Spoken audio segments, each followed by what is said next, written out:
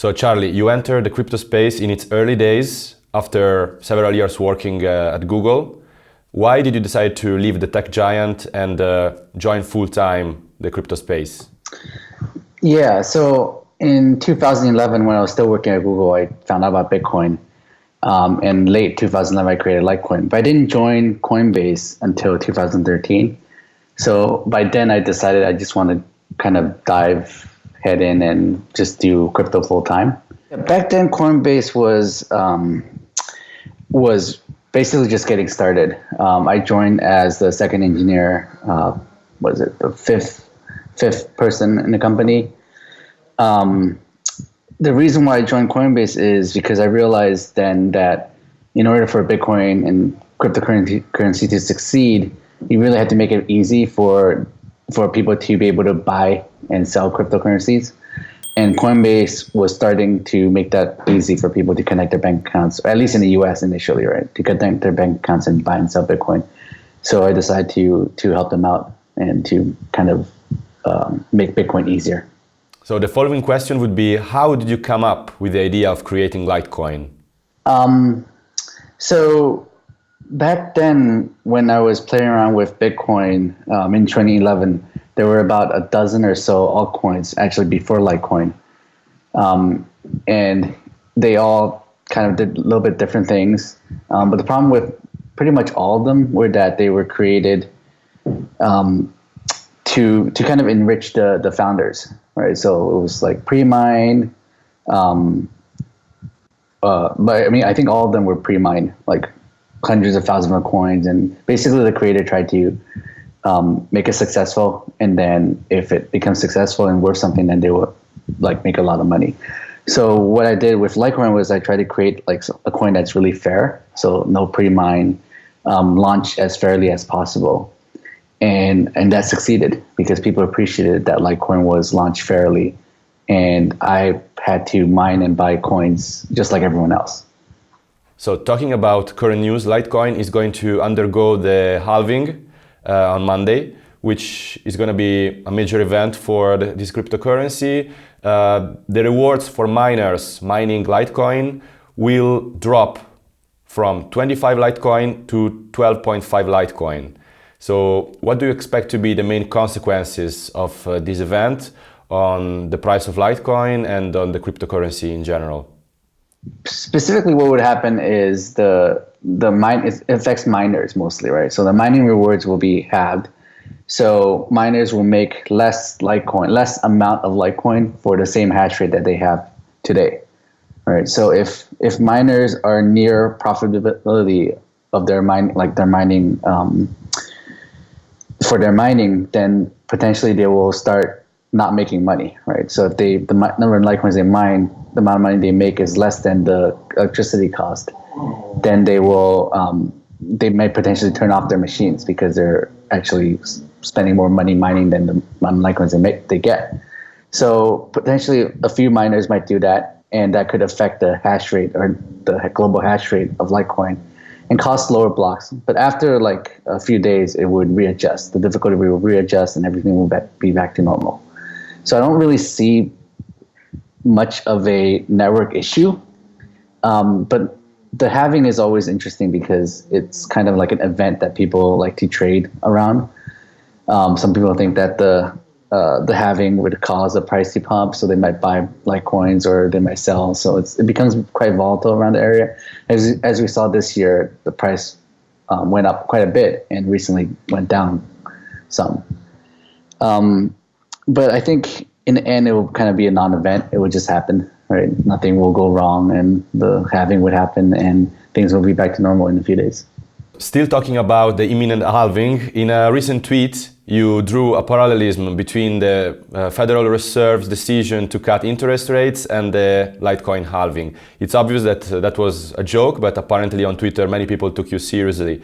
So can you explain people what you meant with that joke and if there is something serious in it?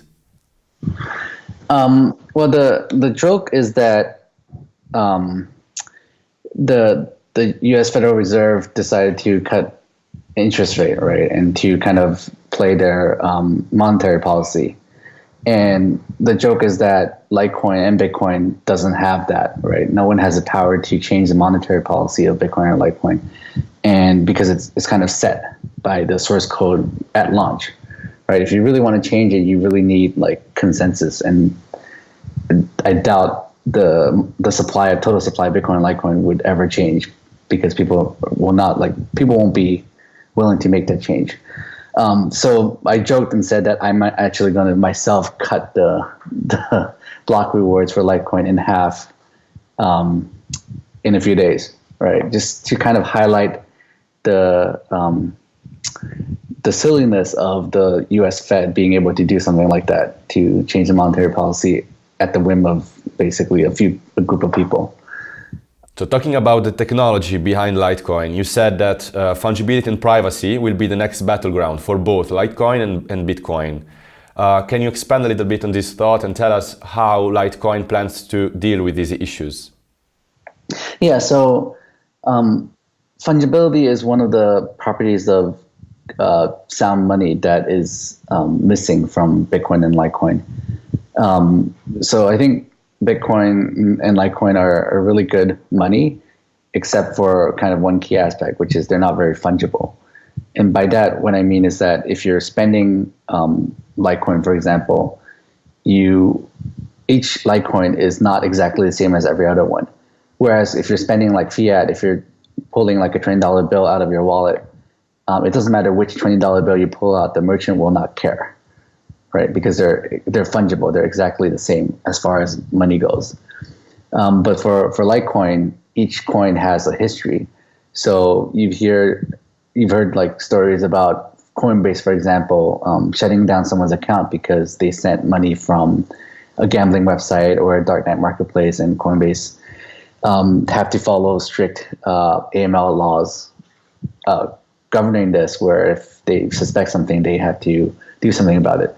So that makes Litecoin not very fungible, because even if you didn't yourself deal with a darknet marketplace, maybe your friend did, and he sent you those coins, and he sent those coins to Coinbase, and Coinbase might not be able to tell the difference, and they just ban you, right? And that kind of sucks as money, because then you have to care about which coin you use. So long story is, I think fungibility is something we need to improve for Bitcoin and also for Litecoin. So that's something that we're looking into right now, which is to make Litecoin more fungible. And this is where privacy comes in, because if a coin is not private, then it's not fungible. Because without it being private, then you see the whole history of the coin, and people would use that to discriminate against certain coins. So in order to fix fungibility, we also have to fix privacy, or make the coin more private. So the way we're approaching it right now is to researching the idea of using Mimblewimble as an extension block to Litecoin. What Mimblewimble does is it achieves some level of privacy without sacrificing scalability. It does that by like combining all the inputs and outputs of every transaction in a block into kind of one large transaction. So by doing that, it obfuscates like who's sending money to whom. Right? It's kind of like mixing everybody into a crowd. And you actually gain some scalability because you're throwing away some of the stuff that's not needed for transactions. So you're just combining all inputs and outputs into one. And kind of this novel idea is what Mimblewimble is based on. So I also want to touch a bit upon why I think privacy and fungibility will be the kind of next battleground, right? It's because it's going to be a bit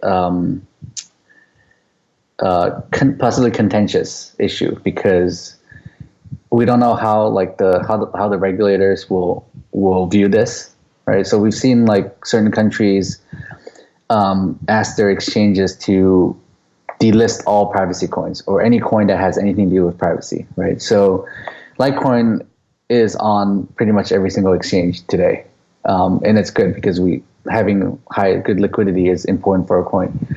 So does that mean if we add some privacy feature to Litecoin, would it mean some exchanges might delist Litecoin?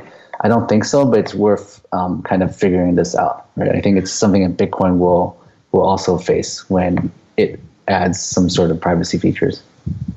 So talking about the relationship between Bitcoin and Litecoin, you often said that the two cryptocurrencies are not competing with each other, but rather complementing each other. What did you mean by that? Yeah, so in certain ways they're competing, right? They're competing for a bit of mind share and also for where people store their money, right? But I see them complementary. I see Bitcoin and Litecoin working together. A lot of people I know, most people I know own both Bitcoin and Litecoin, and they use Bitcoin for larger transactions and Litecoin for smaller transactions. I think they're both like good for transferring value. And at certain times when Bitcoin fees are high, Litecoin becomes very useful. Also, for example, as we saw with SegWit, I think Litecoin is able to help out in terms of getting SegWit adopted on Bitcoin. And I think our work with fungibility could potentially help out Bitcoin in the future also. Cointelegraph. Like, subscribe, and hodl.